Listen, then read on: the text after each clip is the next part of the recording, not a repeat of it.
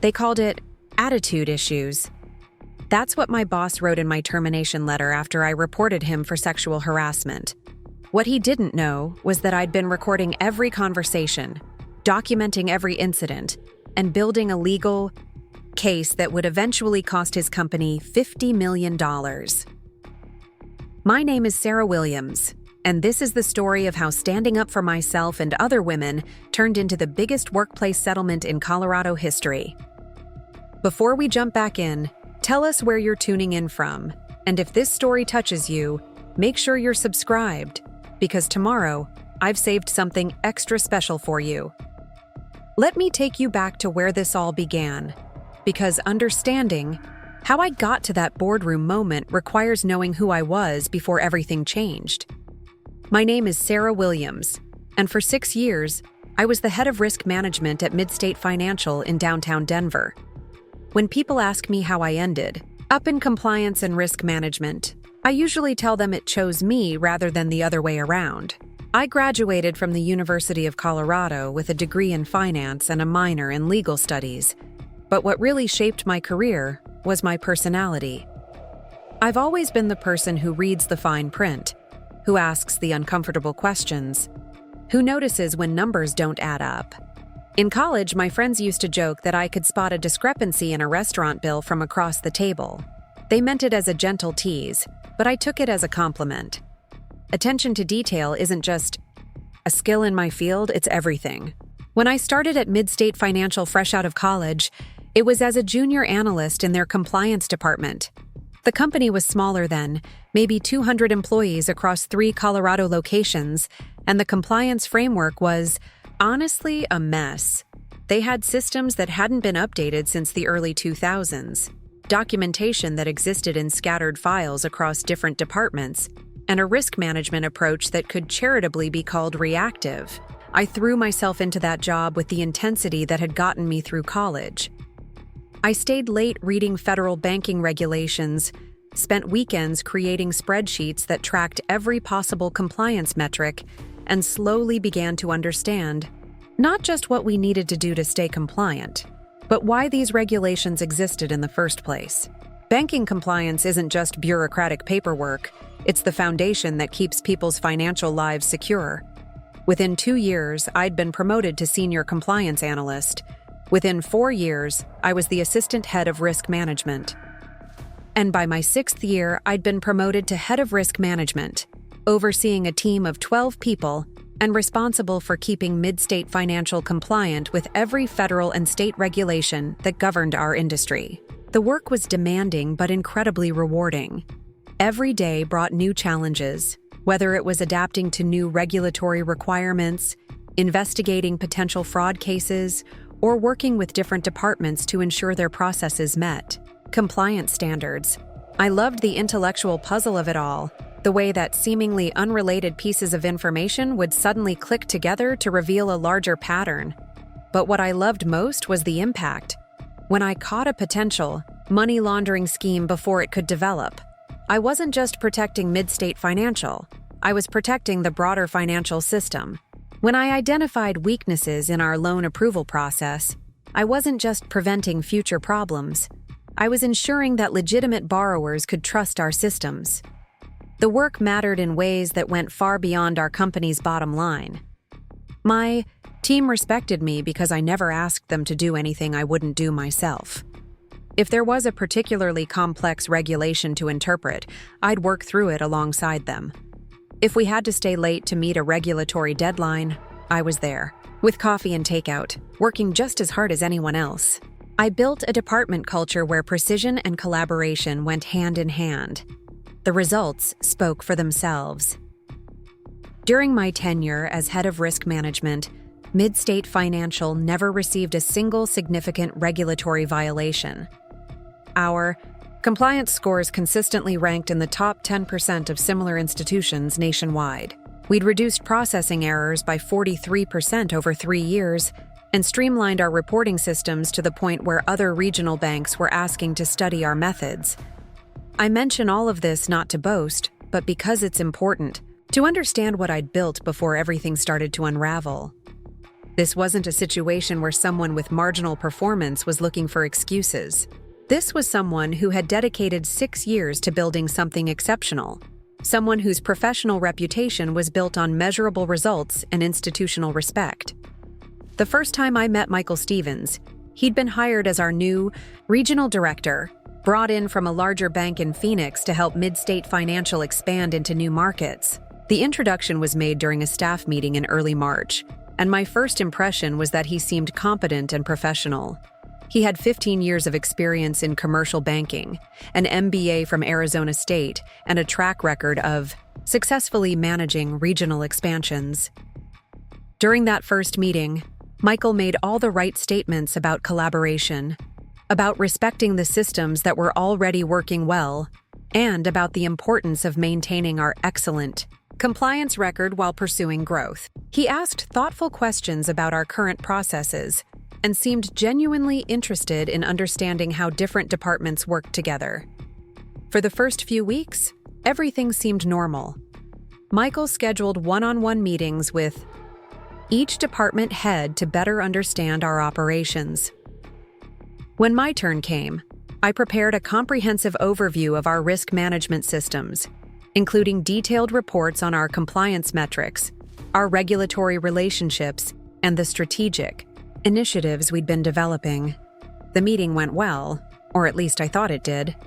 Michael asked detailed questions about our fraud detection systems, our regulatory reporting timelines, and our process for adapting to new federal requirements.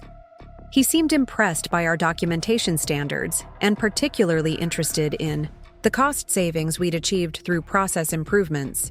He even mentioned that our compliance framework might serve as a model for other mid-state locations.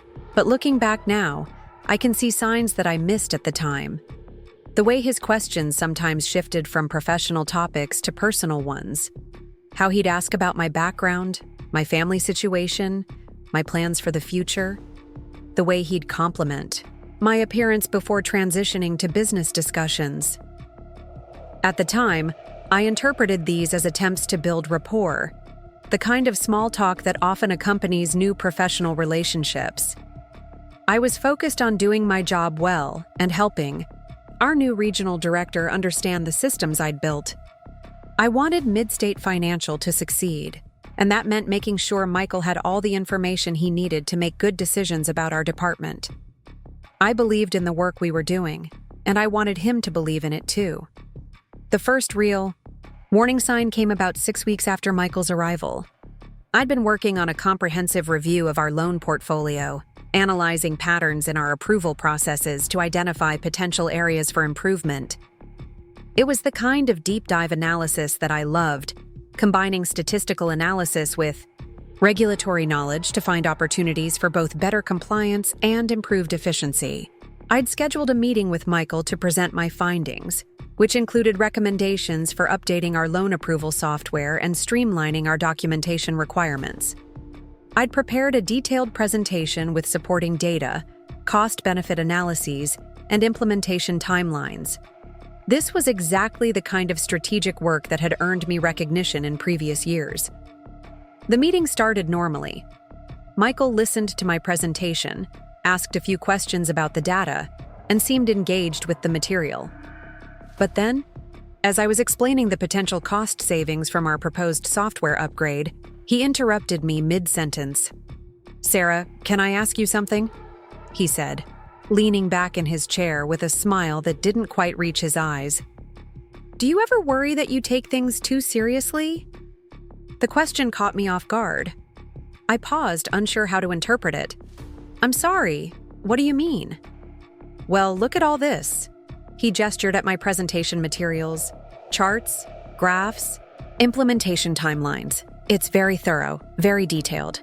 But sometimes I wonder if you get so focused on the technical aspects that you miss the bigger picture. I felt a familiar tension starting to build in my shoulders, the kind that comes when you sense a conversation shifting in an uncomfortable direction but can't quite pinpoint why. "I think the technical aspects are the bigger picture when it comes to compliance," I replied carefully. "These systems are what keep us in regulatory good standing." Michael nodded, but his expression remained skeptical. Of course, of course. But you know, Sarah, banking is ultimately about relationships. It's about trust, about understanding people, about flexibility. Sometimes I worry that your approach might be a little too rigid for where we're heading as a company. The word rigid hit me like a small slap. In 6 years at Midstate Financial, no one had ever described my work as rigid. Thorough, yes. Precise, absolutely. But rigid implied an inability to adapt, an inflexibility that was the opposite of how I saw myself professionally. I'd be happy to discuss any specific areas where you think our processes could be more flexible, I said, trying to keep my voice level. But I should mention that our current approach has kept us violation-free for 3 consecutive years, which is fairly unusual in our industry. Michael's smile became more pronounced, and I realized with growing discomfort that he was enjoying this conversation in a way that I definitely was not. See, that's exactly what I mean, he said. You immediately get defensive when someone suggests there might be room for improvement. That kind of attitude can make it difficult for a team to grow and evolve. There it was. The first time someone at Midstate Financial had used the word attitude to describe my professional behavior. I'd been called many things over the years: dedicated, detail-oriented, thorough, sometimes even perfectionist, but never someone with an attitude problem. The accusation felt both bewildering and insulting. I wasn't trying to be defensive, I said, working to keep my tone neutral. I was offering to discuss specific improvements. That's exactly the kind of flexibility you mentioned wanting to see. Michael stood up from his desk and walked over to the window, looking out at downtown Denver. Sarah, let me be direct with you. You're clearly very smart, very capable. But leadership isn't just about being right all the time. It's about knowing when to push and when to accommodate. It's about understanding that sometimes the best technical solution isn't the best business solution. I sat there, staring at his back as he looked out the window, trying to process what was happening. In the span of 10 minutes, a presentation about loan portfolio improvements had become a critique of my leadership style and professional attitude. Nothing about this conversation made sense in the context of the work I'd been doing or the results I'd been delivering. I appreciate the feedback, I said finally, because I needed to say something and couldn't think of anything else that wouldn't escalate the situation further. Is there a specific aspect of my work or my management approach that you'd like me to focus on changing? Preparing and narrating this story took us a lot of time, so if you are enjoying it, subscribe to our channel. It means a lot to us. Now back to the story. Michael turned back to face me, and for just a moment his professional mask slipped. There was something in his expression, something predatory and satisfied, that made my stomach tighten with instinctive unease. But then, the moment passed, and he was back to his normal corporate demeanor. Just think about what I've said, he replied. Maybe consider whether your approach to collaboration could use some adjustment. We'll revisit this in a few weeks and see how things are going. I left that meeting feeling like I'd been in a car accident where the other driver had somehow convinced the police that I'd rear-ended them. Nothing made sense. I'd come in with a solid business proposal backed by data and analysis, and I'd left with vague accusations about my attitude and leadership style. I couldn't shake the feeling that there had been a subtext to the conversation that I was missing. Something important that Michael had been communicating without actually saying. That night, I went home to my apartment in Capitol Hill and tried to make sense of what had happened. I lived alone with my rescue dog Luna, a golden retriever mix who had an uncanny ability to sense when I was stressed. She spent the evening pressed against my leg on the couch while I replayed the meeting over and over, trying to understand where things had gone wrong. I'd always prided myself on being good at reading professional situations, at understanding the dynamics of workplace relationships and navigating them successfully. But this felt different. Like there were rules to a game that I didn't understand and hadn't agreed to play. The more I thought about it, the more convinced I became that Michael's critique of my work style wasn't really about my work at all. Over the next few days, I started paying closer attention to Michael's interactions with other department heads, particularly the other women in leadership positions. Midstate Financial had 3 female department heads, including myself, Jennifer Walsh in accounting, and Maria Santos in customer relations. I began to notice patterns that I'd previously overlooked. During staff meetings, Michael had a tendency to interrupt the women more frequently than the men. When Jennifer presented financial reports, he'd often ask follow-up questions that seemed designed to test whether she really understood her own data. When Maria discussed customer service initiatives, he'd suggest that her approaches might be too soft for our current market challenges. But it was the subtle things that really caught my attention. The way he'd stand just a little too close when talking to female employees. How he'd compliment our appearance before transitioning to business discussions, as if our professional competence was somehow secondary to how we looked. The way he'd make jokes during meetings that weren't quite inappropriate enough to be obvious. Harassment, but were uncomfortable enough to create tension. I started documenting these observations, not because I was planning to do anything with them, but because writing things down helped me process what I was experiencing. I kept a small notebook where I'd record dates, times, and brief descriptions of interactions that felt off. At first, it was just a way to validate my own perceptions, to confirm that I wasn't imagining the shift in workplace dynamics since Michael's arrival. But as the weeks passed, the pattern became undeniable. Michael Stevens had a problem with women in positions of authority, and he was systematically working to undermine our credibility and effectiveness.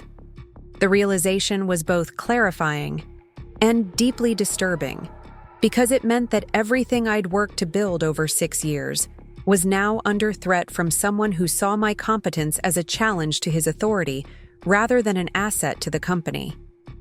The question was what to do about it. And that's where this story really begins, because recognizing the problem was only the first step in a journey that would ultimately transform not just my career, but my understanding of what it means to stand up for yourself and others in a system that's designed to silence women who refuse to play by someone else's rules. The shift in Michael's behavior became more pronounced after our first uncomfortable meeting. What had initially seemed like isolated incidents of awkward small talk began to evolve into something more systematic and troubling. I found myself dreading our weekly department head meetings, not because of the work we discussed, but because of the way Michael had started conducting them. He'd developed a habit of arriving early to these meetings, positioning himself near the conference room door so he could greet each department head as they entered. For the male executives, these interactions were brief and professional. A handshake, maybe a comment about weekend plans or recent projects. But for the women, the interactions lingered uncomfortably. He'd compliment our clothing, ask personal questions about our families, or make comments about how we looked tired or stressed. I remember one particular Tuesday morning when I arrived for our weekly meeting, wearing a navy blue blazer that I'd owned for 3 years. As I walked into the conference room, Michael looked up from his papers and smiled in that way that had begun to make my skin crawl. "Sarah, that's a beautiful blazer," he said, his eyes moving from my face down to my outfit and back up again. "You always dress so professionally. It's refreshing to work with someone who understands the importance of presentation." The comment itself wasn't overtly inappropriate, but the way he delivered it, the visual assessment that accompanied it, and the implication that my professional value was somehow connected to my appearance made me feel exposed and diminished.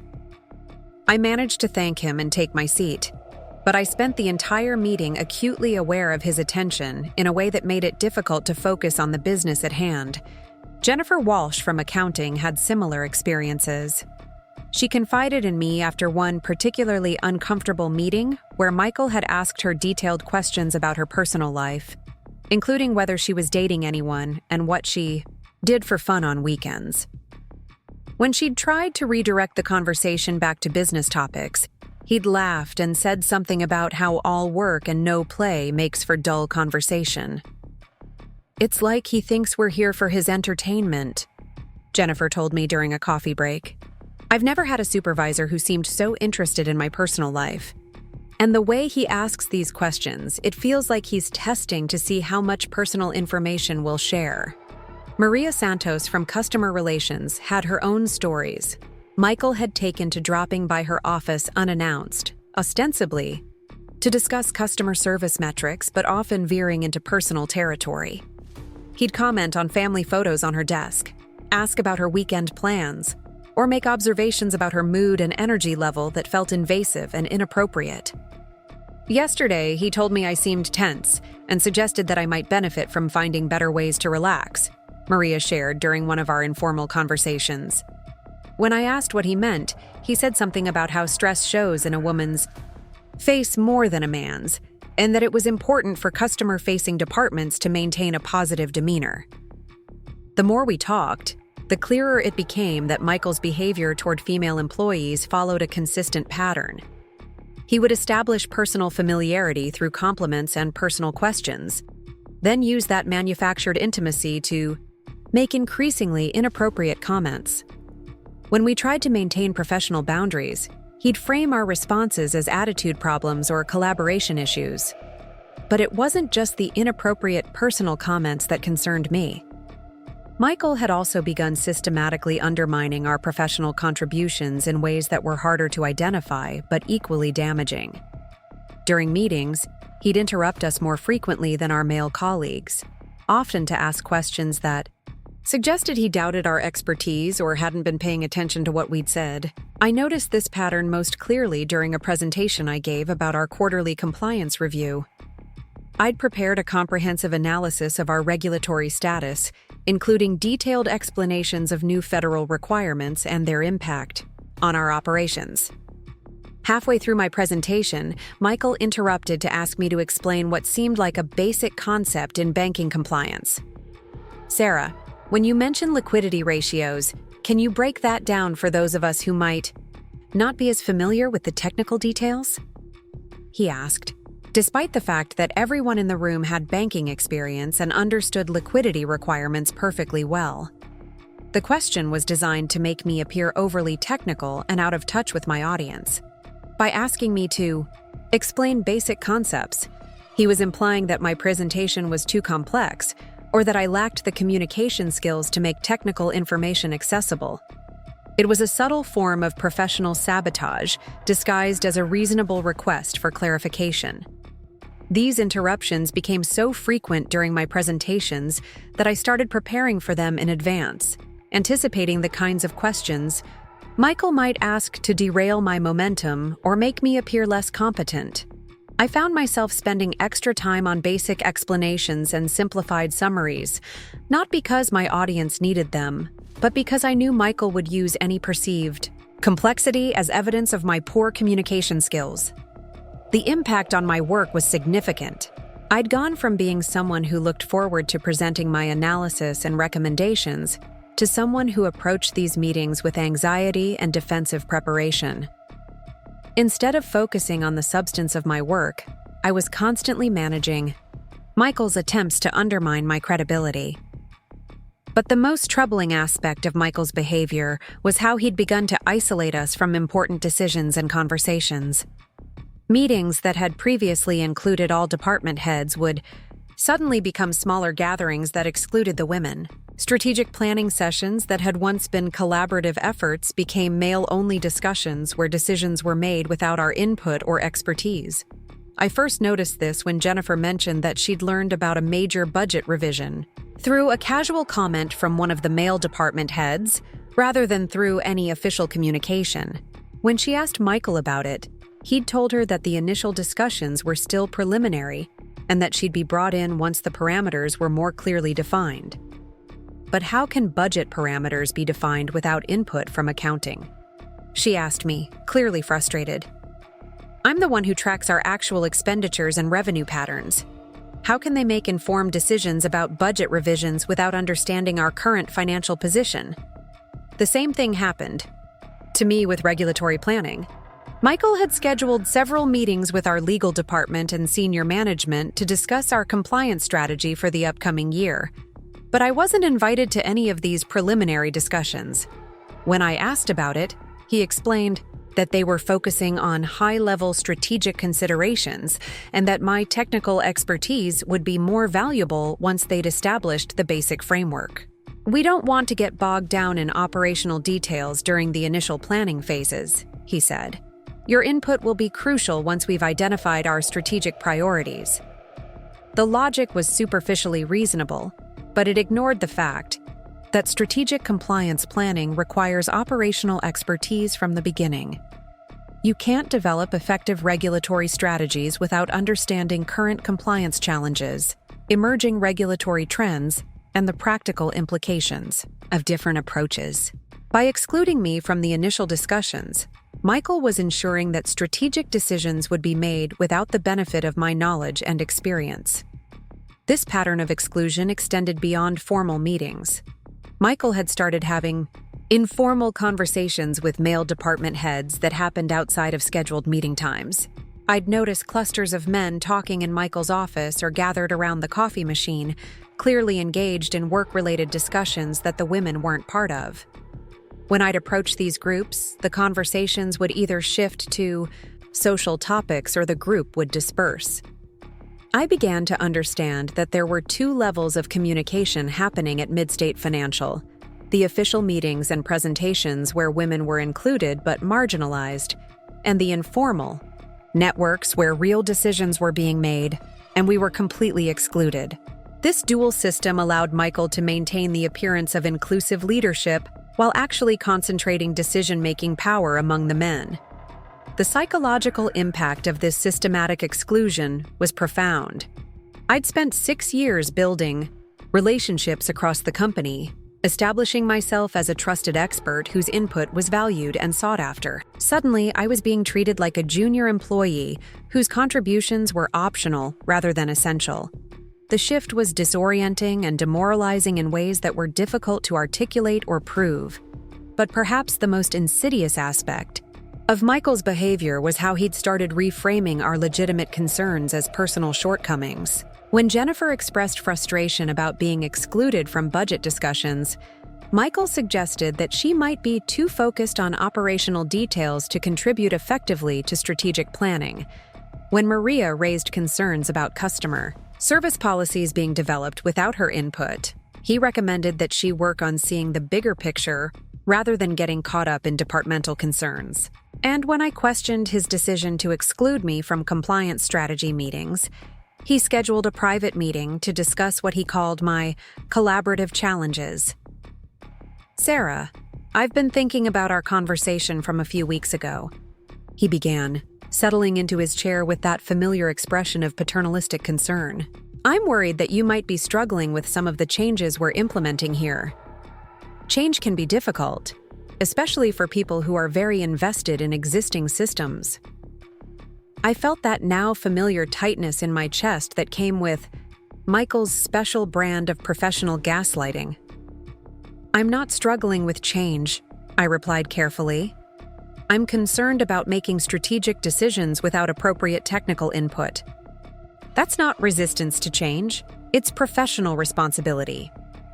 Michael nodded thoughtfully, as if he was carefully considering my perspective.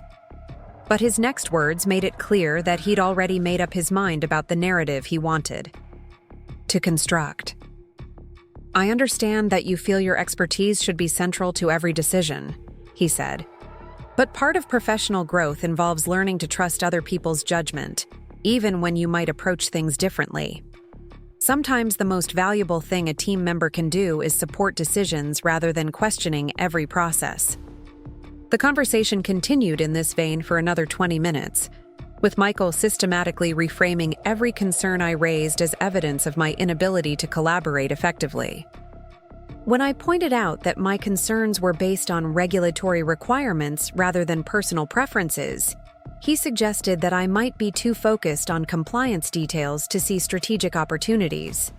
When I mentioned my track record of successful collaboration with previous management, He implied that my past successes might have made me overly confident in my own judgment. By the end of the meeting, I felt like I'd been through a psychological blender.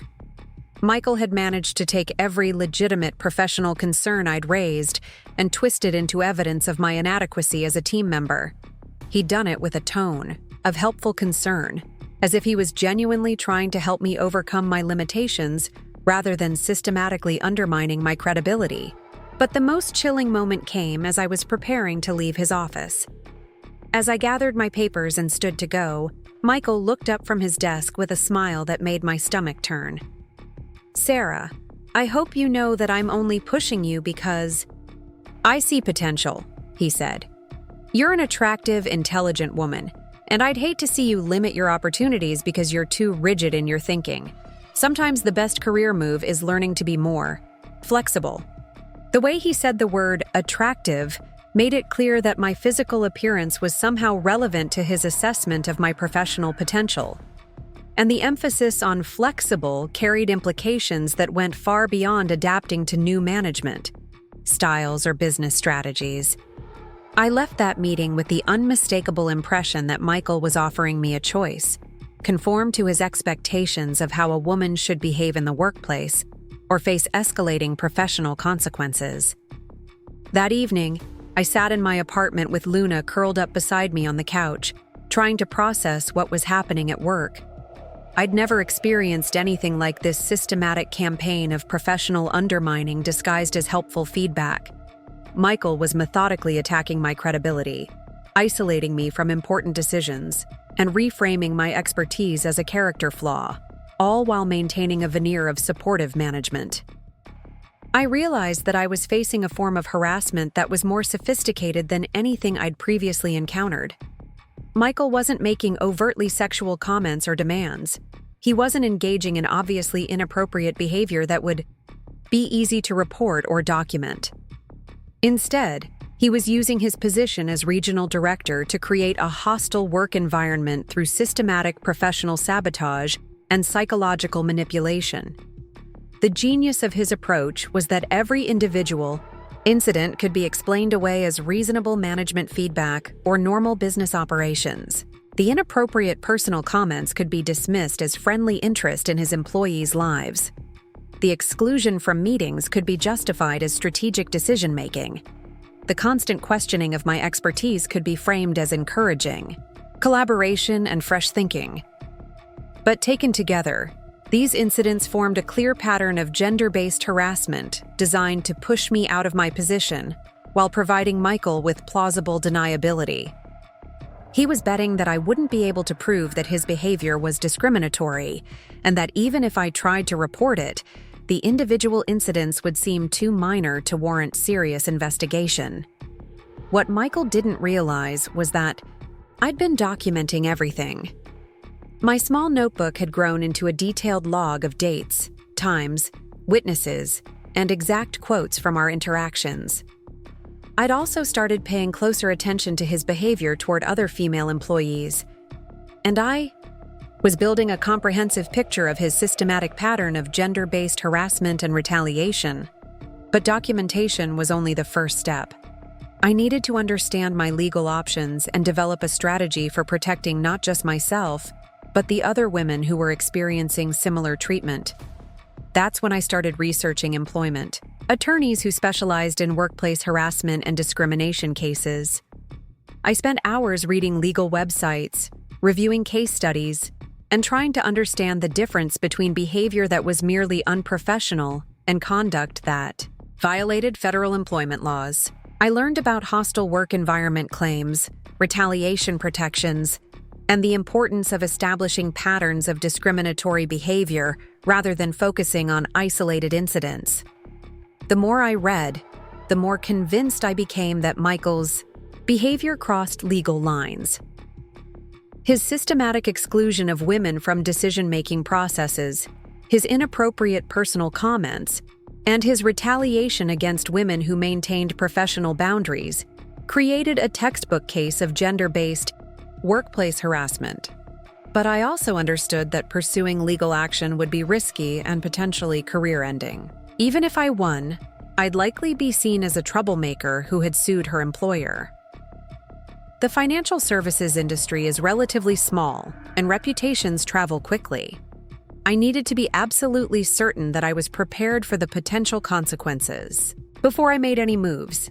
That's when I decided to test the internal system first. Midstate Financial had established harassment reporting procedures, and I wanted to see whether the company would address Michael's behavior if I brought it to their attention through official channels. I scheduled a meeting with our human resources director, Patricia Kim, to discuss my concerns about the workplace environment. Patricia had been with Midstate Financial for 8 years, and I'd always had positive interactions with her during routine HR matters. She had a reputation for being fair, thorough, and discreet in her handling of employee concerns. If anyone could address this situation internally, it would be Patricia. I prepared carefully for that meeting, organizing my documentation and thinking through how to present my concerns in a way that was professional, factual, and focused on specific behaviors rather than personal complaints. I knew that this conversation would likely determine whether Midstate Financial was willing to address Michael's behavior internally, or whether I'd need to pursue external legal options. The HR meeting was scheduled for a Friday afternoon in Patricia's office, away from the main administrative areas where we were less likely to be interrupted or overheard. I arrived with my notebook and a written summary of the incidents I'd documented, prepared to have the most important professional conversation of my career.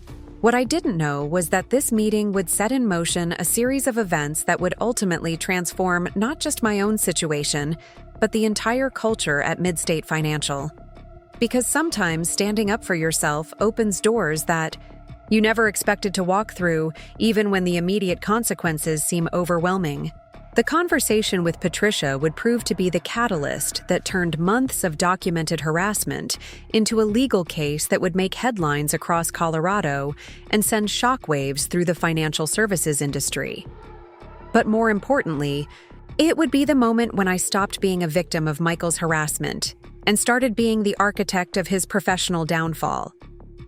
Walking into Patricia Kim's office that Friday afternoon felt like crossing a threshold from which there would be no return. I'd spent the previous week rehearsing what I would say, how I would present the information I'd gathered, and what outcomes I hoped to achieve. But sitting across from Patricia's desk, with my carefully organized notes in front of me, I realized that no amount of preparation could fully prepare me for this conversation. Patricia's office reflected her personality, organized and professional, but with personal touches that made it feel welcoming rather than intimidating.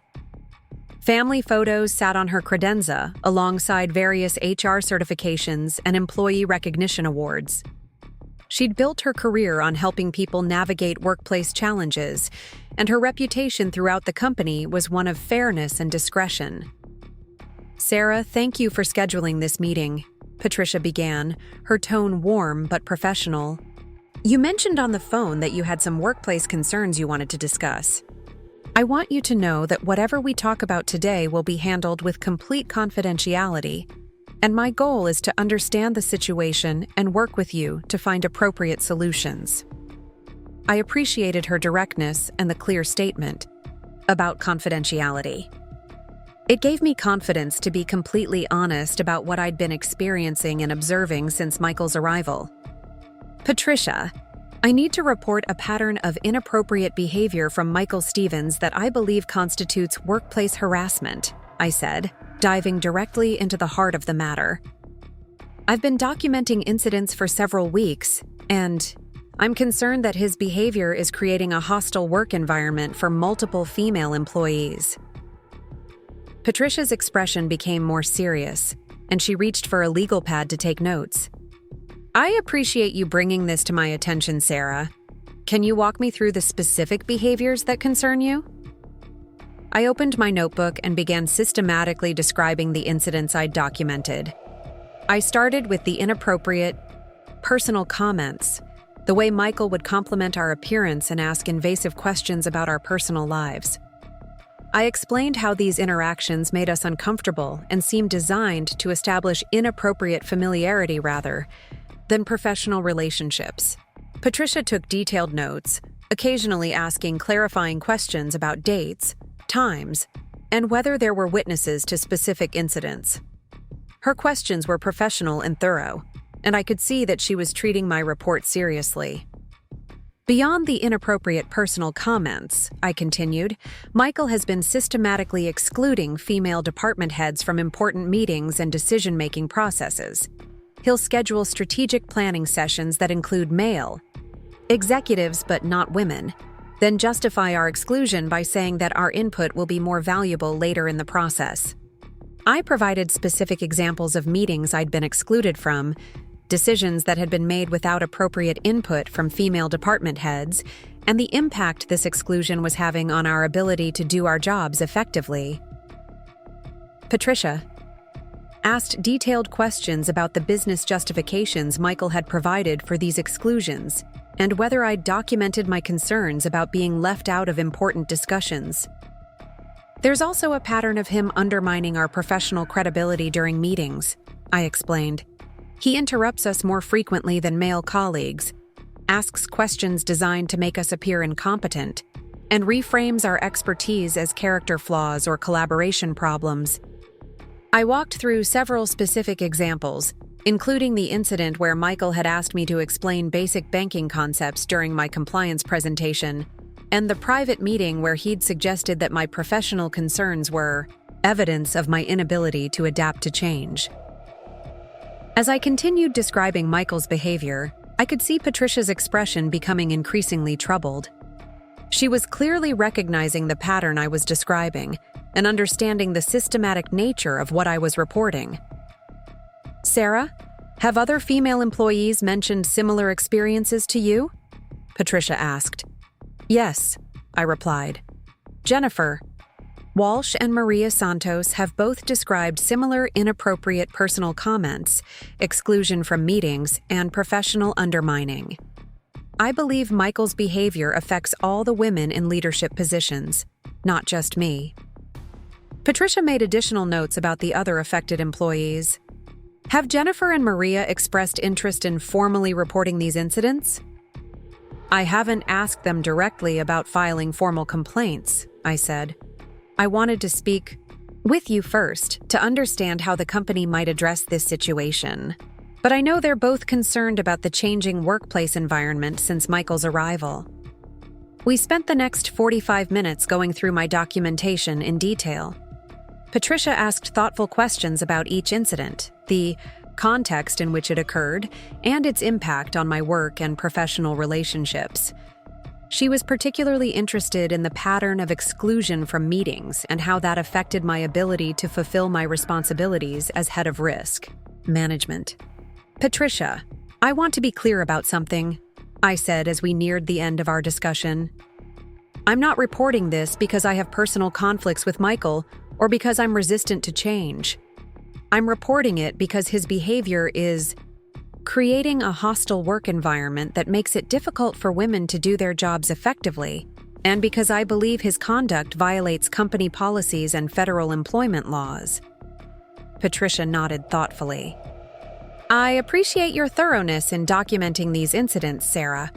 What you've described raises serious concerns that require immediate investigation. I'm going to need to interview the other employees you've mentioned, as well as some additional witnesses to get a complete picture of the situation. She explained the company's harassment investigation process, including the steps she would take to gather information, the timeline for completing the investigation, and the potential outcomes depending on what she discovered.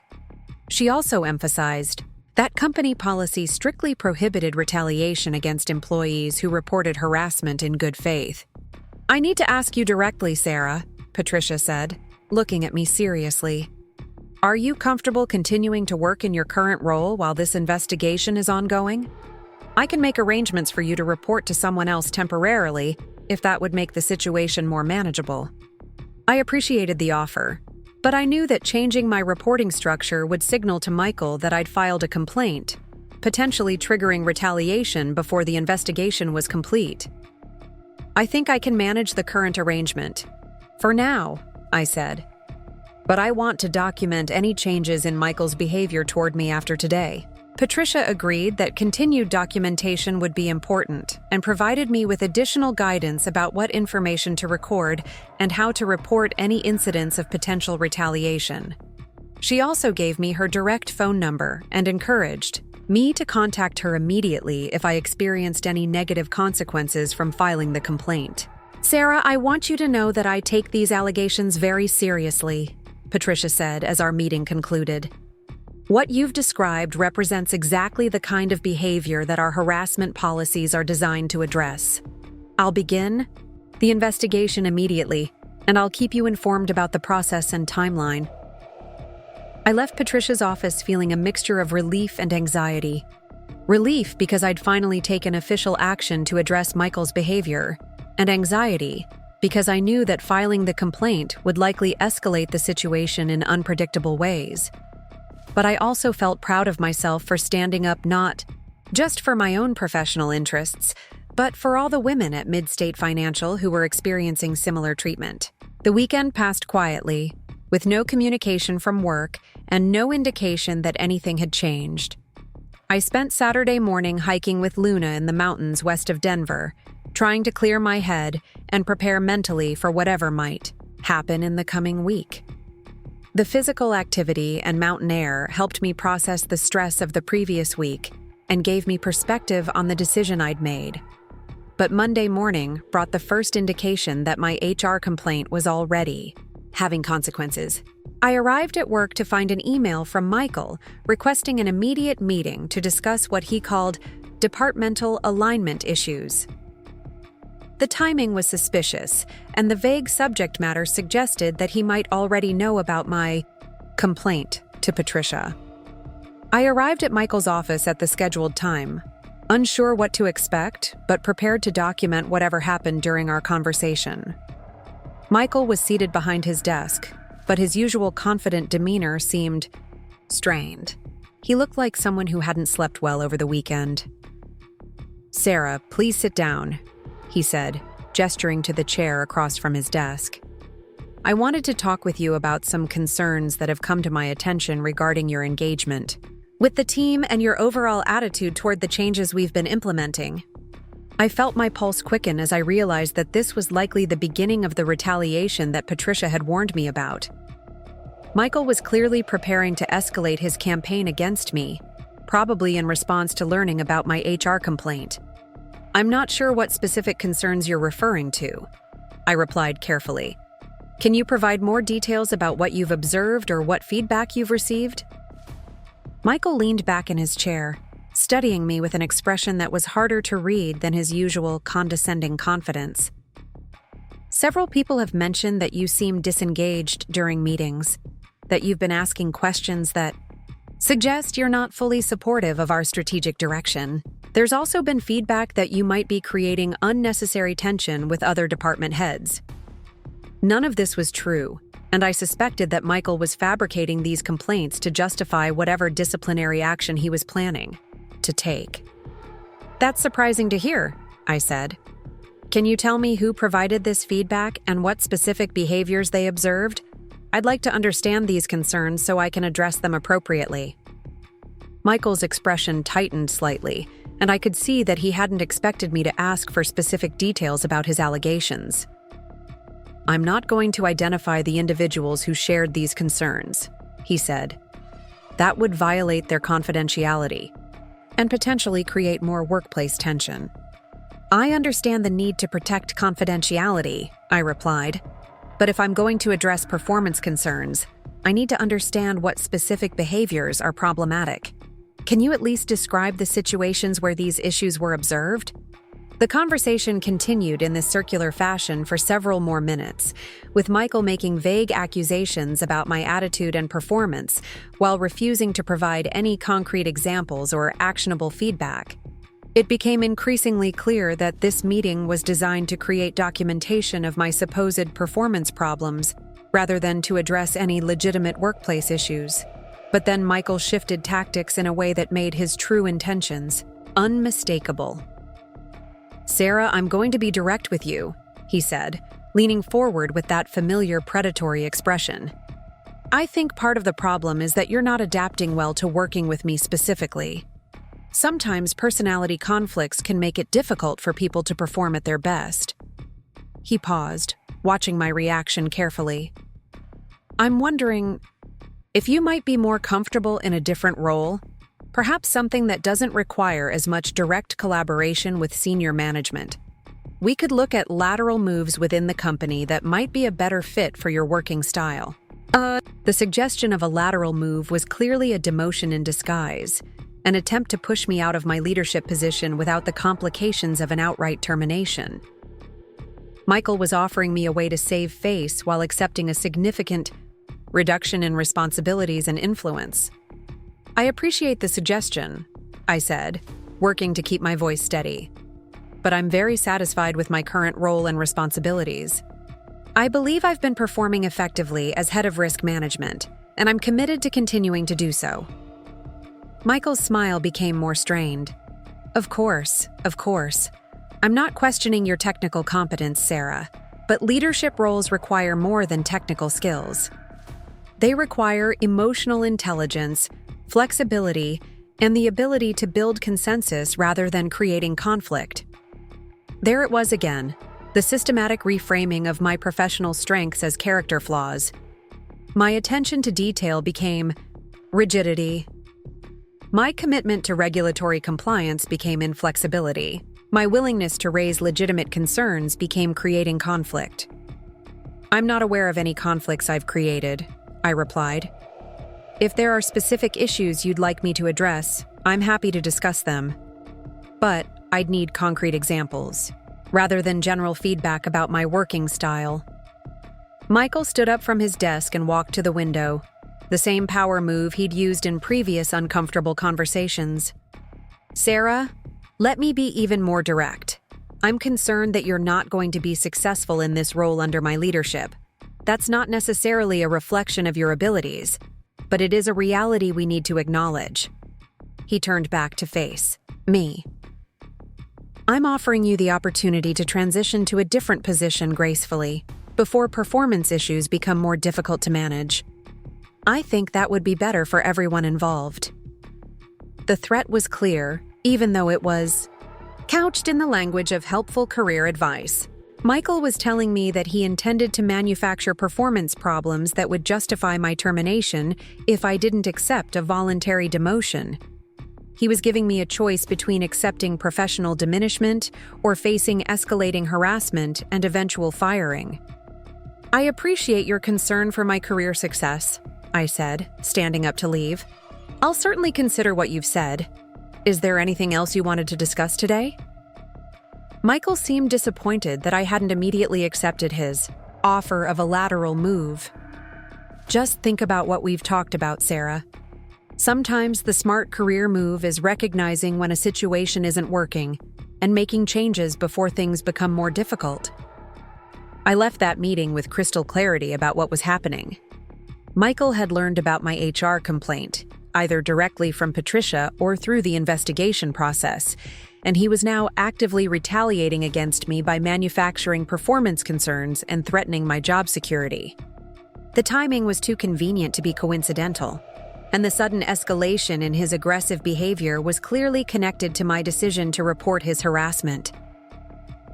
That afternoon, I called Patricia to report the retaliation meeting. She listened carefully to my account of the conversation and asked detailed questions about Michael's specific statements and the timeline of events. Sarah, what you've described sounds like textbook retaliation, Patricia said. Michael's timing in scheduling this meeting, combined with his threats about your job security, suggests that he's responding to your harassment complaint by escalating his inappropriate behavior. She explained that retaliation was a separate legal violation from the original harassment, and that documenting Michael's retaliatory actions would strengthen any potential legal case. She also assured me that the company's investigation would now include examination of Michael's response to the harassment complaint. I want you to continue documenting everything, Patricia instructed. Record dates, times, specific statements, and any witnesses to these interactions. If Michael's behavior continues to escalate, we may need to consider immediate protective measures while the investigation is ongoing. But I was beginning to understand that Midstate Financial's internal investigation process, however well-intentioned, might not be sufficient to address the scope of Michael's misconduct. His willingness to engage in blatant retaliation immediately after learning about my complaint suggested that he felt confident about his ability to manipulate the situation in his favor. That evening, I made a decision that would ultimately change the trajectory of my career and my life. I started researching employment attorneys who specialized in harassment and retaliation cases. If Michael was going to escalate his campaign against me, I needed to be prepared with legal representation that could protect not just my job, but my professional reputation and financial security. I spent hours reading law firm websites, reviewing attorney credentials, and studying case results in similar harassment situations. I was looking for someone with specific experience in financial services harassment cases, a track record of successful outcomes, and a reputation for taking on powerful defendants. That's when I found Rebecca Martinez at the law firm of Martinez, Chen & Associates. Rebecca specialized in employment law with a focus on gender-based workplace harassment. Her biography described extensive experience representing women in the financial services industry, and her case results included several multi-million-dollar settlements against major corporations. But what really caught my attention was a quote from Rebecca in a recent legal journal article about workplace retaliation. The most insidious form of harassment is when companies allow it to continue by failing to take appropriate action when it's reported. Retaliation against women who speak up is not just illegal. It's a clear indication that the harassment was part of a broader pattern of discrimination that the company was willing to tolerate. I knew I'd found the right attorney. Rebecca understood that harassment cases were rarely just about individual bad actors, but about systemic failures that allowed discriminatory behavior to flourish. She recognized that retaliation was often more damaging than the original harassment because it sent a message to all employees about the real consequences of speaking up. I called Rebecca's office the next morning and scheduled a consultation for the following week. The legal assistant who took my call was professional and reassuring, explaining that the initial consultation would be confidential regardless of whether I decided to retain their services. As I hung up the phone, I realized that I was no longer just responding to Michael's harassment. I was taking control of the situation and building a strategy to protect myself and potentially other women at Midstate Financial. The scared, confused woman who had sat in Patricia's office a week earlier was being replaced by someone who understood that sometimes the only way to stop systematic abuse is to make it too expensive for the abusers to continue. But I also knew that crossing the line from internal complaints to external legal action would fundamentally change my relationship with Midstate Financial and potentially my entire career in the financial services industry. Once I hired an attorney and began building a legal case, there would be no going back to the way things were before Michael's arrival. The question was whether I was prepared for the personal and professional consequences of that decision. And the answer, I was beginning to realize, was that I didn't have a choice. Michael had made it clear that he intended to push me out of my position regardless of my performance or the company's investigation. My only real choice was whether to leave quietly or to fight back with every legal tool at my disposal. I chose to fight. And that decision would ultimately lead to one of the largest workplace harassment settlements in Colorado history, forever changing not just my own life, but the culture of accountability in corporate America. Walking into Rebecca Martinez's law office the following Tuesday felt like entering a war room designed specifically for battles I was finally ready to fight. The office was located in a sleek downtown Denver building, and Rebecca's personal office reflected both professional competence and a clear understanding of power dynamics. Awards from women's legal organizations lined one wall, while the opposite wall displayed framed newspaper articles about successful employment cases she'd handled. Rebecca herself was exactly what I'd hoped for from our phone conversation. Mid-40s, impeccably dressed, with the kind of direct gaze that suggested she'd heard every corporate excuse for harassment and wasn't impressed by any of them. She greeted me warmly but professionally, and within minutes I could tell that she understood both the legal complexities and emotional toll of what I was experiencing. "Sarah, I've reviewed the preliminary information you provided over the phone," Rebecca began as we settled into comfortable chairs in her office. "Before we dive into the details, I want you to understand what we're potentially looking at here. Based on your description of the systematic harassment, retaliation, and the company's inadequate response, this could develop into a significant federal employment case." She explained that employment law cases often involved multiple legal theories, including hostile work environment claims, retaliation violations, and sometimes broader patterns of systemic discrimination. In cases where companies failed to address harassment complaints appropriately, the financial exposure could be substantial. "What I need from you today is a complete chronological account of everything that's happened since Michael Stevens arrived at your company," Rebecca continued. "I want dates, witnesses, documentation, and your detailed recollection of conversations and incidents. The more thorough our initial assessment, the better we can evaluate the strength of your case." I spent the next 2 hours walking Rebecca through my entire experience with Michael, starting from his arrival at Midstate Financial through the most recent retaliation meeting.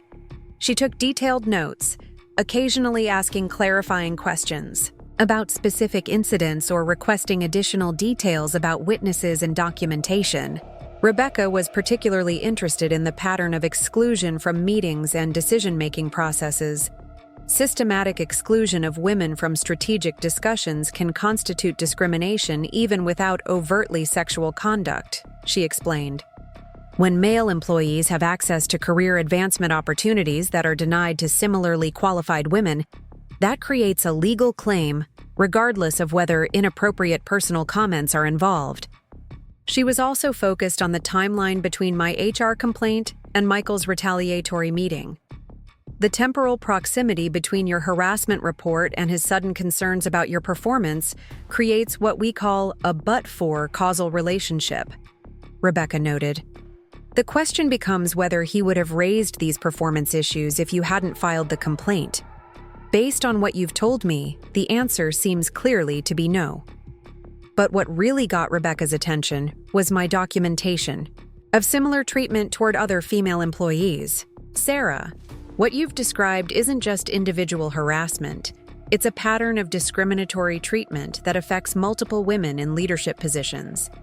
That suggests systemic problems with the company's culture and management practices." She explained that cases involving multiple victims often resulted in larger settlements because they demonstrated institutional failures rather than isolated incidents. Companies were more vulnerable to significant financial exposure when harassment was widespread and management was aware but failed to take appropriate action. "I'm going to be direct with you about what pursuing this case would involve," Rebecca said as our initial consultation neared its end. "Employment litigation is rarely quick or easy. We're looking at potentially 12 to 18 months of investigation, discovery, depositions, and negotiations.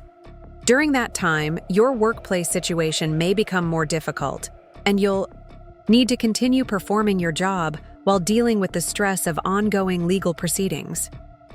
She also explained the potential financial implications.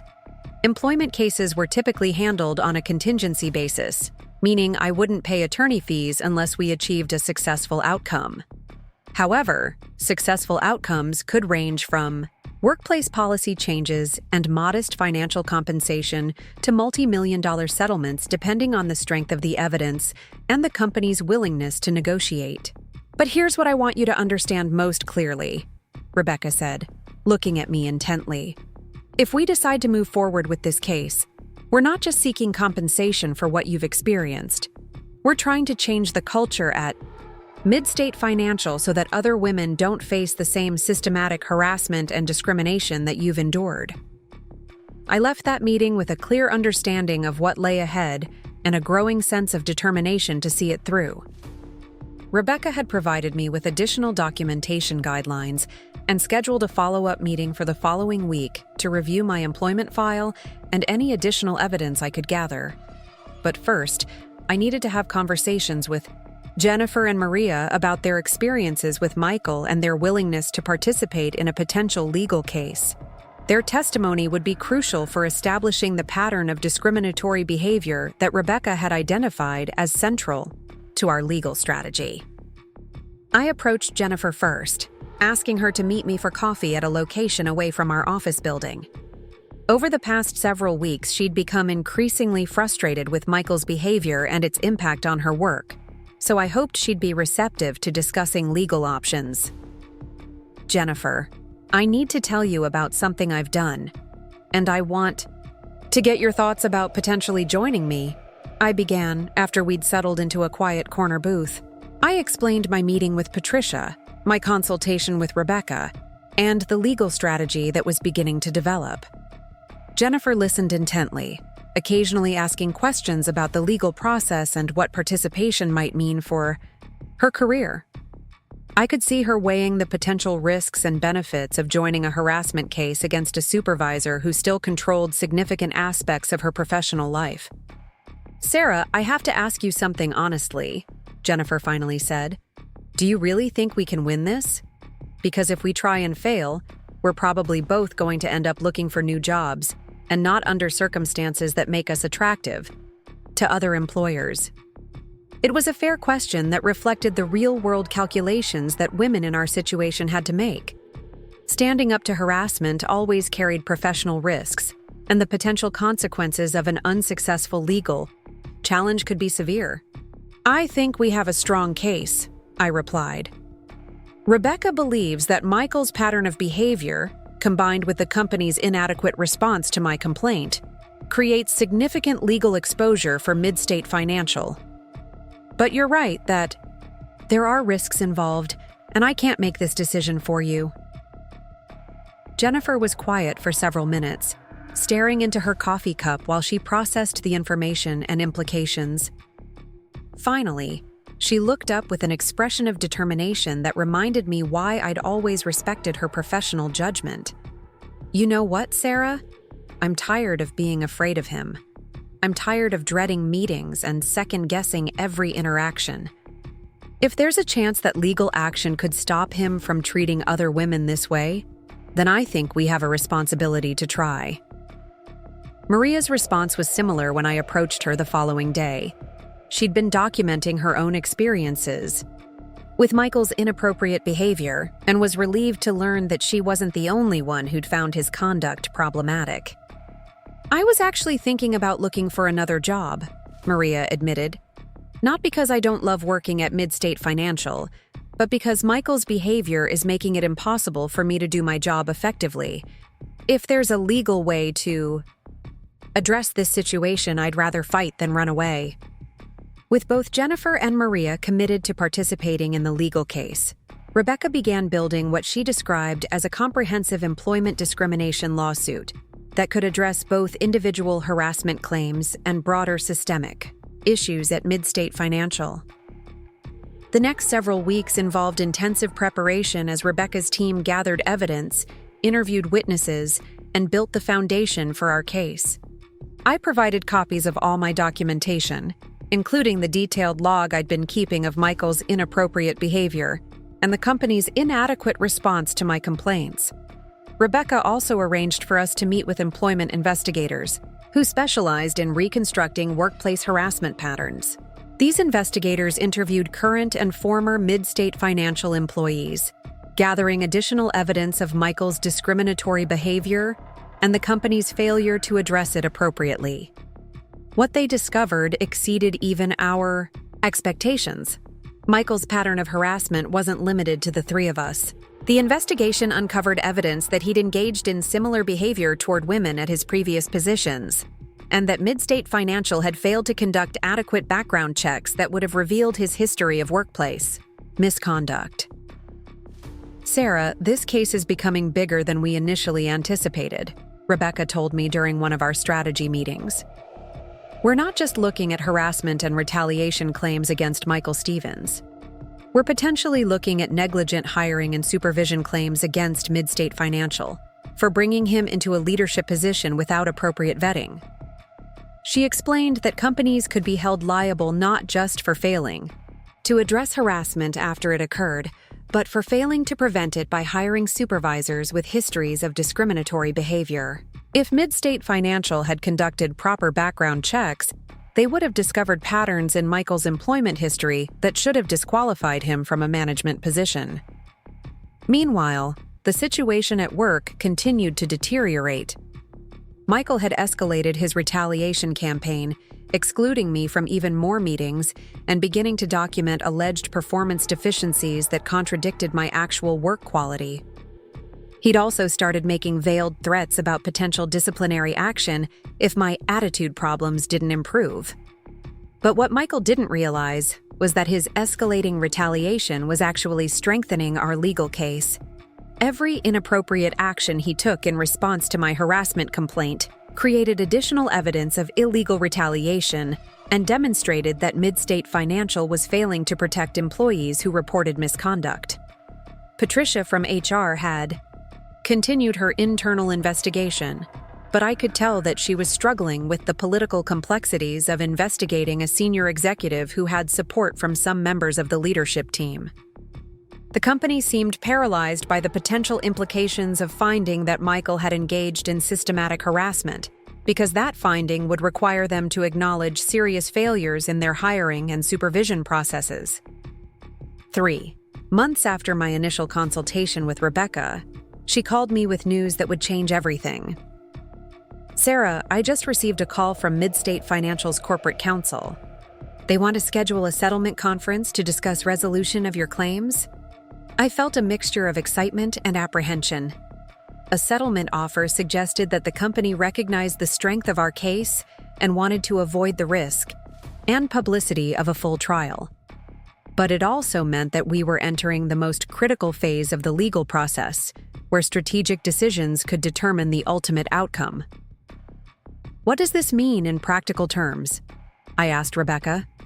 "It means that Midstate Financial's legal team has reviewed our evidence and concluded that going to trial would be more expensive and risky than reaching a negotiated settlement," she replied. "Settlement conferences are where we find out how seriously they're taking our claims and whether they're prepared to offer compensation that reflects the severity of what you've experienced." Rebecca explained that employment settlements often involved not just financial compensation, but also agreements about workplace policy changes, training programs, and sometimes removal of the individuals who engaged in harassment. The goal was to address both the harm that had been done and prevent similar incidents in the future. The settlement conference was scheduled for the following month at a neutral location downtown. Rebecca advised me to prepare psychologically for what could be a challenging day of negotiations, where Midstate Financial's attorneys would likely try to minimize the severity of Michael's behavior while we presented evidence of systematic harassment and the company's failure to address it. In the weeks leading up to the settlement conference, Michael's behavior at work became increasingly erratic. He seemed to understand that his position was becoming untenable, and his attempts to control the situation became more desperate and obvious. He'd started sending emails with subtle threats about my job security and making comments during meetings that suggested he was trying to build documentation for my termination. But his most serious mistake came during a staff meeting 3 weeks before the settlement conference. In front of the entire department, Michael made a comment about employees who bite the hand that feeds them, and suggested that some people needed to decide whether they wanted to be team players or troublemakers. The comment was clearly directed at me, and several colleagues later told me that they'd found Michael's behavior inappropriate and threatening.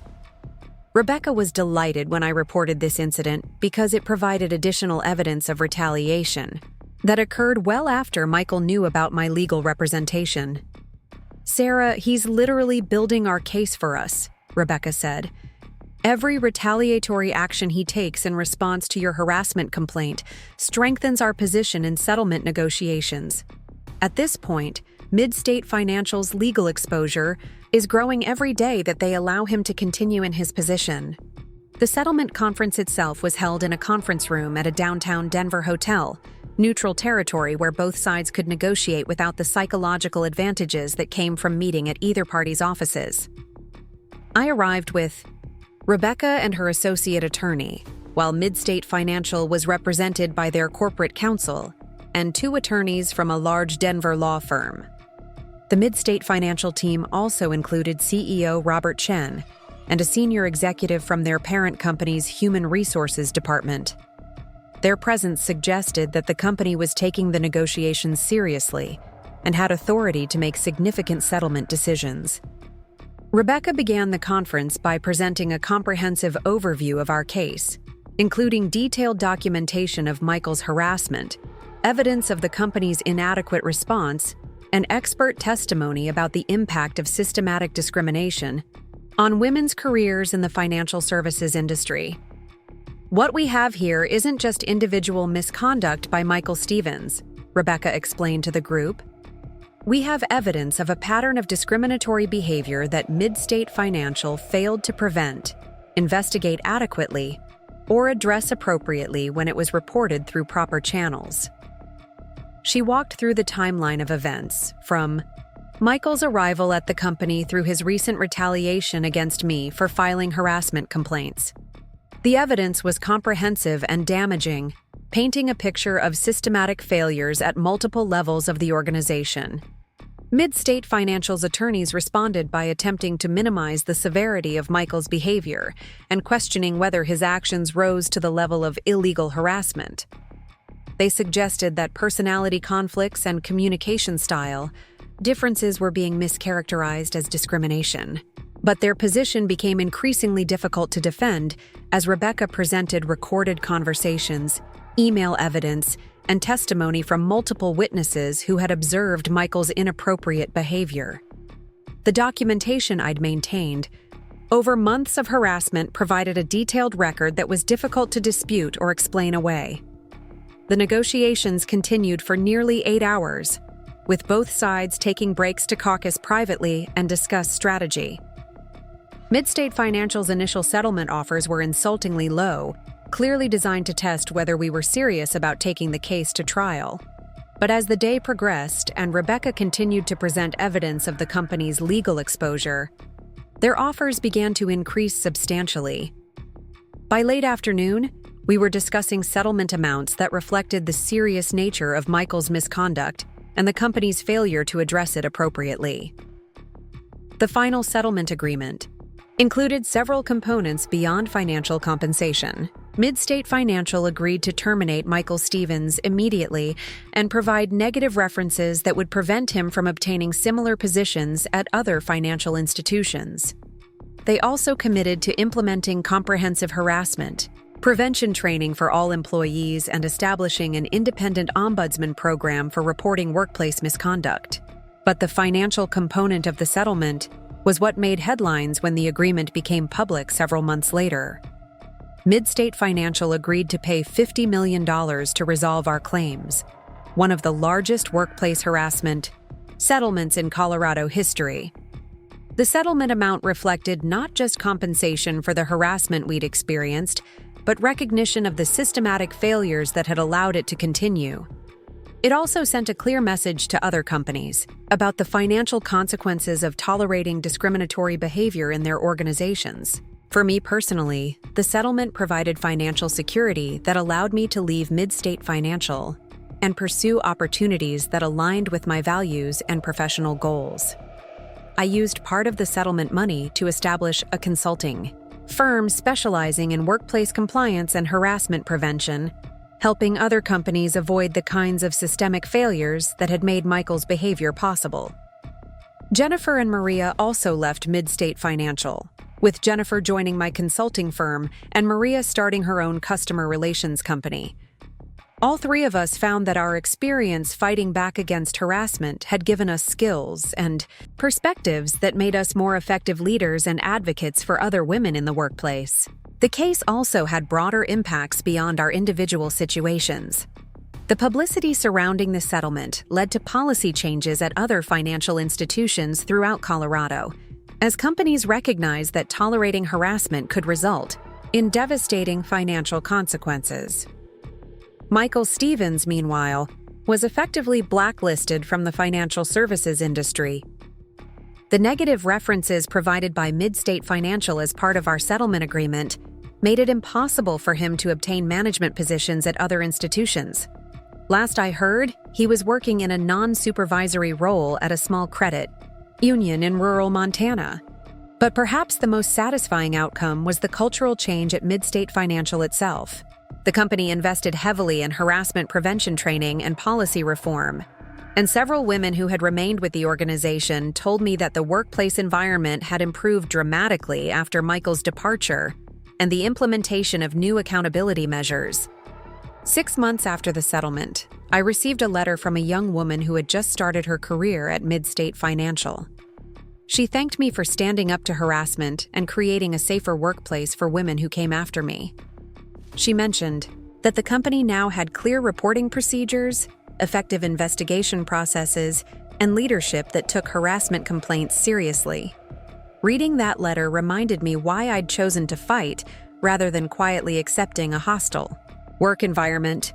The financial settlement was important for my personal security, but the real victory was knowing that other women wouldn't have to endure what I had experienced. Today, my consulting firm helps companies throughout the region develop harassment prevention programs and create workplace cultures where all employees can succeed based on their skills and contributions, rather than their willingness to tolerate inappropriate behavior. The work is challenging but incredibly rewarding, because I see every day how effective policies and training can prevent the kind of systematic harassment that too many women still experience. The experience taught me that standing up to harassment requires courage, but it also requires strategy, documentation, and legal support. Women who find themselves in similar situations shouldn't try to handle them alone. There are resources available, and there are attorneys like Rebecca who specialize in holding companies accountable for tolerating discriminatory behavior. My story isn't unique, unfortunately. Too many women face harassment and retaliation in their workplaces, but it is proof that fighting back can be successful, both for individual women and for creating broader cultural change that benefits everyone. The $50 million settlement made headlines, but the real victory was proving that no company is too big or too powerful to be held accountable for tolerating harassment. When women stand together, document our experiences, and fight back, through the legal system, we can create change that extends far beyond our individual situations.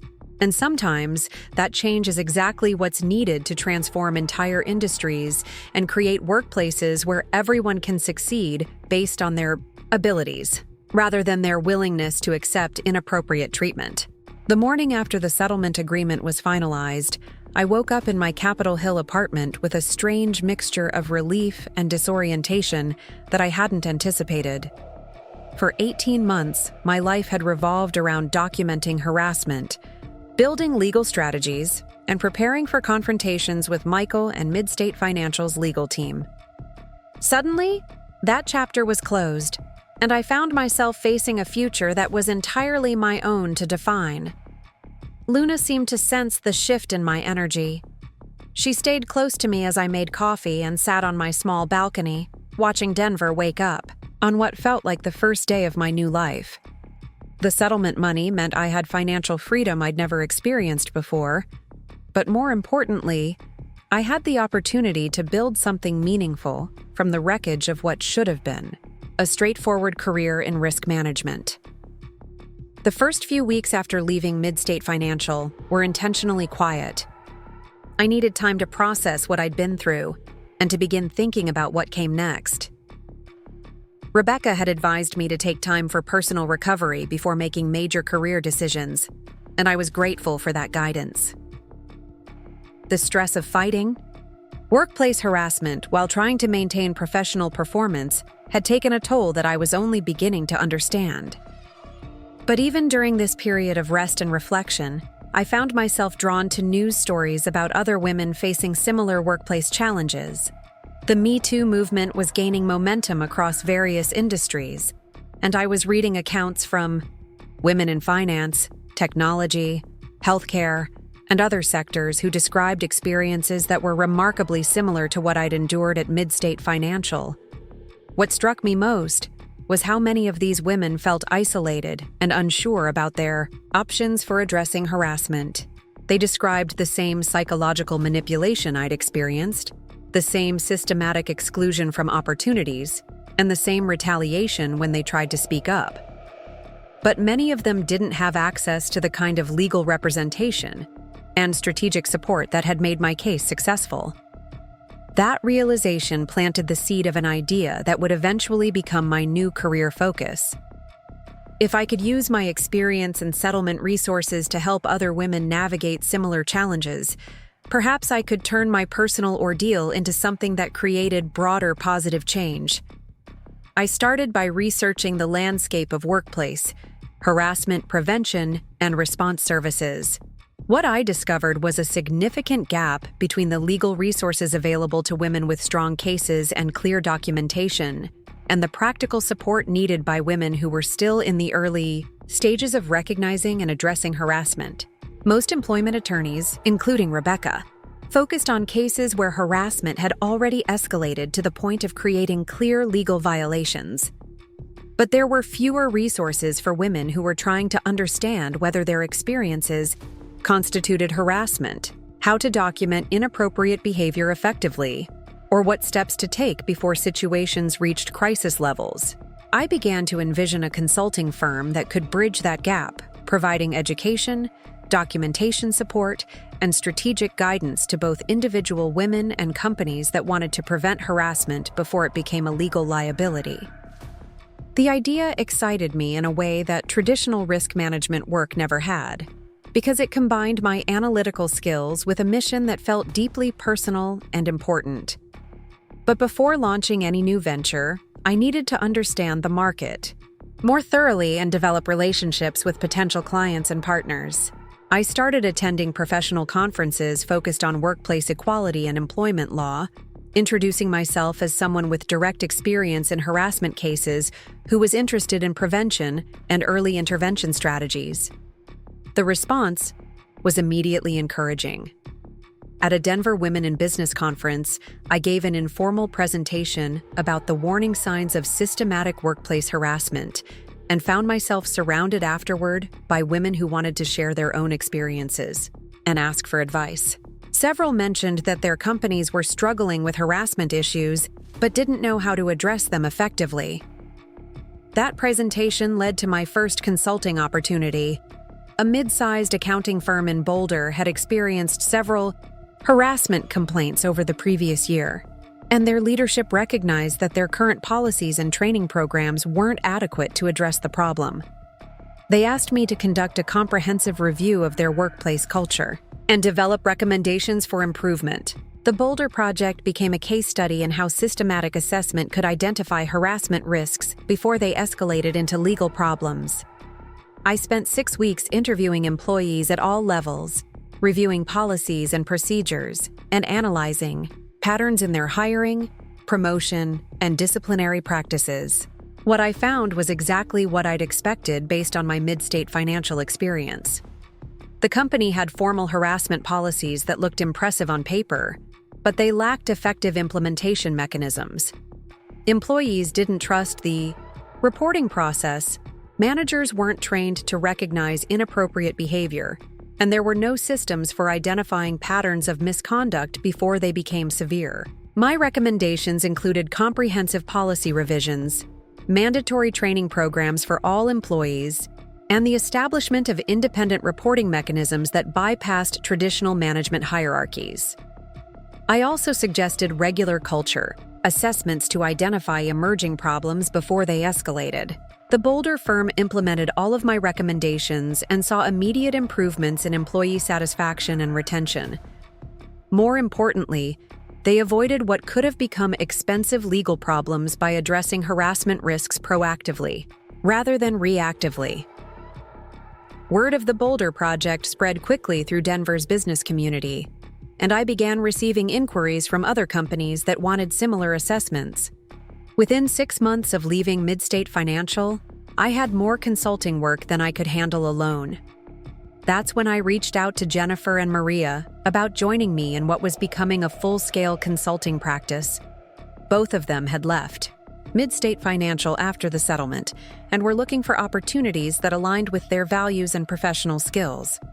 Jennifer brought financial management expertise that was crucial for building a sustainable business, while Maria's customer relations background was perfect for developing client relationships and managing complex organizational change projects. Together, we had the skills needed to create a comprehensive workplace consulting firm. We officially launched Williams Workplace Solutions on the one-year anniversary of my final day at Midstate Financial. The timing felt symbolic, marking my complete transition from victim of harassment to advocate for prevention and change. Our first major client was a regional healthcare system that had experienced several high-profile harassment scandals and wanted to rebuild their workplace culture from the ground up. The project involved working with over 3,000 employees across 12 facilities, developing customized training programs for different departments and roles. The healthcare project taught us that effective harassment prevention required more than policy changes and training sessions. It required cultural transformation that addressed power dynamics, communication patterns, and accountability systems at every level of the organization. We developed what became our signature approach: comprehensive culture assessments that identified specific risk factors, customized policy development that reflected each organization's unique challenges, and ongoing support systems that helped maintain positive changes over time. But our most innovative offering was what we called early intervention coaching for individual employees who were experiencing potential harassment but weren't sure how to address it. This service filled the gap I'd identified between recognizing problems and pursuing legal action. Through early intervention coaching, we helped women document concerning behaviors, understand their legal rights, and develop strategies for addressing harassment through internal channels before situations escalated. The service was designed to empower women with information and support while they still had multiple options for resolution. The success stories from our early intervention program were incredibly rewarding. We helped dozens of women address harassment situations before they became severe, often by giving them the confidence and tools to confront inappropriate behavior directly or to report it effectively to their employers. One particularly memorable case involved a young engineer at a technology startup who was experiencing subtle but persistent harassment from her supervisor. She'd contacted us because she wasn't sure whether his behavior was inappropriate enough to report, and she was afraid that complaining might damage her career in a male-dominated industry. We worked with her over several weeks to document the supervisor's behavior and develop a strategy for addressing it. She ultimately decided to report the harassment to her company's HR department. Armed with detailed documentation and a clear understanding of her legal rights, the company conducted a thorough investigation, confirmed her complaints, and took appropriate disciplinary action against the supervisor. More importantly, they used the incident as a catalyst for improving their harassment prevention policies and training programs. That engineer later told us that our support had given her the confidence to stand up for herself in a way that she'd never imagined possible. She remained with the company, received a promotion within the following year, and became an advocate for other women in her industry. Stories like hers reminded me why I'd chosen to build my new career around harassment prevention rather than returning to traditional risk management. The work was challenging and sometimes emotionally difficult, but it created tangible positive change in people's lives and work environments. As Williams Workplace Solutions grew, we began receiving recognition from professional organizations and media outlets interested in innovative approaches to harassment prevention. I was invited to speak at conferences, contribute to industry publications, and participate in policy discussions at the state level. One of the most meaningful recognitions came from the Colorado Women's Chamber of Commerce, which honored our firm with their annual Impact Award for businesses that create positive change for women in the workplace. Accepting that award, I reflected on how far I'd come from the scared and confused woman who had sat in Patricia Kim's office 2 years earlier. But perhaps the most satisfying development was the broader impact our work was having on harassment prevention practices throughout Colorado. Other consulting firms began offering similar services, companies started implementing more proactive prevention strategies, and the conversation about workplace harassment shifted from reactive crisis management to proactive culture development. We also began collaborating with legal firms like Rebecca's to provide comprehensive support for harassment victims. While attorneys focused on legal strategy and case development, we provided practical support for documentation, workplace navigation, and career planning during legal proceedings. This collaboration model proved highly effective for clients who were dealing with active harassment situations. They received both the legal protection they needed and the practical support that helped them maintain their professional effectiveness during challenging legal processes. 3 years after leaving Mid-State Financial, I received an unexpected phone call that brought my journey full circle. Patricia Kim, the HR director who had conducted the original investigation of my harassment complaint, was leaving Mid-State Financial to join a larger corporation as their head of workplace equality initiatives. "Sarah, I've been following the work you're doing with Williams Workplace Solutions," Patricia said. "I'm starting a new role where I'll be responsible for developing harassment prevention programs across a multi-state region, and I'd love to discuss how we might work together." Patricia's new employer was exactly the kind of forward-thinking organization that was recognizing the business value of proactive harassment prevention. They wanted to implement comprehensive culture change, programs that would prevent harassment, rather than simply responding to it after it occurred. The partnership we developed with Patricia's organization became a model for how companies could systematically address harassment risks while building more inclusive and productive workplace cultures. Our collaboration demonstrated that harassment prevention wasn't just a legal compliance issue, but a business strategy that improved employee retention, productivity, and organizational reputation. By the 4th anniversary of my settlement with Mid-State Financial, Williams Workplace Solutions had grown to employ 15 consultants and had worked with over 200 organizations throughout the Western United States. We'd helped companies prevent countless harassment situations, supported hundreds of individual employees, and contributed to a cultural shift in how organizations approached workplace equality. But the true measure of our success wasn't in the size of our business or the recognition we'd received. It was in the emails I regularly received from women who told me that our work had changed their professional lives for the better. Some had used our early intervention coaching to address harassment before it escalated. Others had worked for companies that had implemented our prevention programs and experienced significant improvements in workplace culture. Still, others had been inspired by my story to stand up for themselves in their own harassment situations. Each of these messages reminded me that choosing to fight back against Michael Stevens had created ripple effects that extended far beyond my personal situation.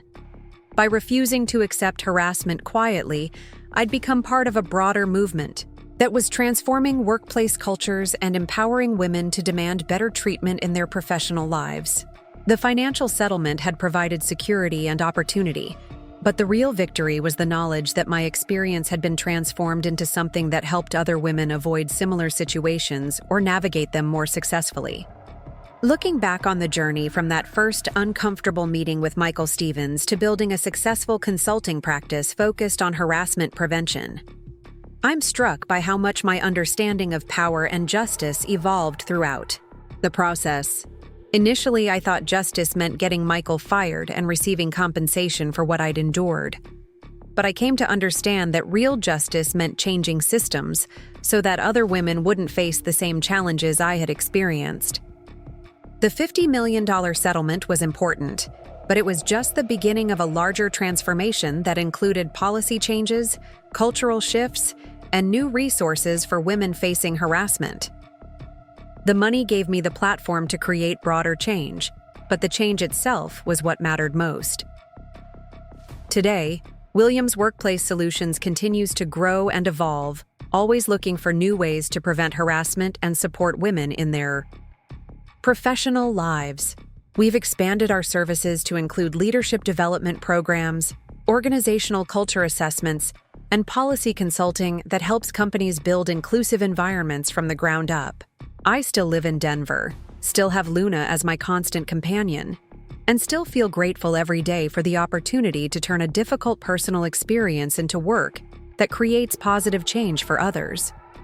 The harassment I experienced was traumatic and challenging, but it also revealed strengths I didn't know I had and led me to a career that's more meaningful than anything I could have imagined. The most important lesson I learned is that standing up to harassment requires courage, but it also requires community, strategy, and persistence. No woman should have to face these challenges alone, and no company should be allowed to tolerate harassment without facing serious consequences. When women support each other, document our experiences, and fight back through both legal and cultural channels, we can create change that transforms entire industries. My story is proof that even the most powerful organizations can be held accountable when women refuse to accept inappropriate treatment and work together to demand better. And in the end, that's what makes all the stress, fear, and uncertainty worthwhile. Not just the personal victory, but the knowledge that standing up for yourself can create opportunities for countless other women to succeed in environments where their skills and contributions are valued rather than their willingness to tolerate harassment. The fight for workplace equality is far from over, but every woman who refuses to accept harassment quietly moves us closer to a world where professional success is determined by competence and character rather than by tolerance for inappropriate behavior. That's a world worth fighting for, and it's a fight that's winnable when we stand together. Up next, you've got 2 more standout stories right on your screen. If this one hit the mark, you won't want to pass these up. Just click and check them out!